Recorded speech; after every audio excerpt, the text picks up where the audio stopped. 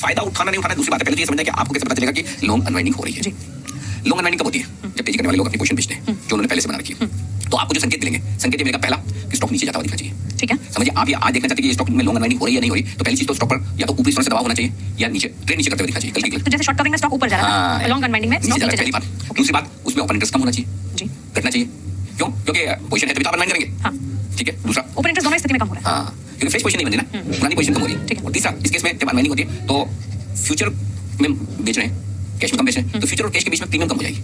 Okay, short squeeze के case में premium बढ़ती है जी, इसके केस में प्रीमियम बढ़ती है। तो बेसिकली शॉर्ट कवरिंग के जस्ट विपरीत लॉन्ग अनवाइंडिंग है, दोनों में एक ही चीज कॉमन है, ओपन इंटरेस्ट दोनों में घटना चाहिए। शॉर्ट स्क्वीज हो रही है, शॉर्ट कवरिंग हो रही है तो भाव बढ़ेगा, लॉन्ग अनवाइंडिंग हो रही है तो भाव घटेगा।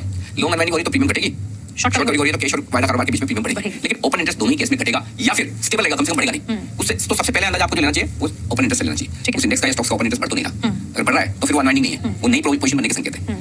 अगर बढ़ नहीं रहा है और प्राइस एक्शन है, प्रीमियम बढ़ रही घट रही है, तब आपको अंदाजा लगाना होता है कि हो क्या रहा है। कई बार क्या होता है कि ओपन इंटरेस्ट में कोई खास बदलाव नहीं है, प्राइस एक्शन है, एक भाव बढ़ रहा है, तो फिर आपको एक्चुअली देखना होता है कि वाकई में क्या शॉर्ट कवरिंग हो रही है या नहीं हो रही है। ठीक उसी तरह से ओपन इंटरेस्ट में बदलाव नहीं है लेकिन प्राइस घट रही है, तो फिर आपको प्रीमियम मिलाकर देखना होता है कि लॉन्ग अनवाइंडिंग हो रही नहीं हो रही है। लेकिन कुल मिलाकर एक आराम से समझने के लिए ये सिंपल है कि आपको ओपन इंटरेस्ट में नजर रखनी है कल और आज में उस स्टॉक में या इंडेक्स में ओपन इंटरेस्ट में कितना बदलाव हुआ है, किस तरफ हुआ है, प्राइस एक्शन क्या है, और साथ में अगर प्रीमियम मिलाकर देख लें आप या डिस्काउंट मिलाकर देख लें तो आपको अंदाजा लग जाएगा कि शॉर्ट कवरिंग हो रही है, लॉन्ग अनवाइंडिंग हो रही है। अनवाइंडिंग हो रही है, तो अब इसका फायदा कैसे उठाएं? लॉन्ग अनवाइंडिंग में बिकवाली का दबाव है, शेयर नीचे जा रहा है, तो आप दो तरह से फायदा उठा सकते हैं। अगर आपकी तेजी की पोजीशन है उस शेयर में या फिर उस इंडेक्स में तो आप भी बेच दीजिए जी, क्योंकि बाकी लोग बेच रहे नीचे जा रहा है तो आप बेचिए, प्रॉफिट हो रहा है तो प्रॉफिट ले लीजिए, नुकसान हो रहा है तो कम कर लीजिए। पहला तरीका तो ये है। ठीक है। दूसरा तरीका ये है कि जब आपको लग रहा है कि शेयर नीचे जाएगा या इंडेक्स नीचे जाएगा तो फिर सिंपल तरीका क्या है, आप शॉर्ट कर लीजिए। ठीक है, और बाद में नीचे में फिर कवर कर लीजिएगा।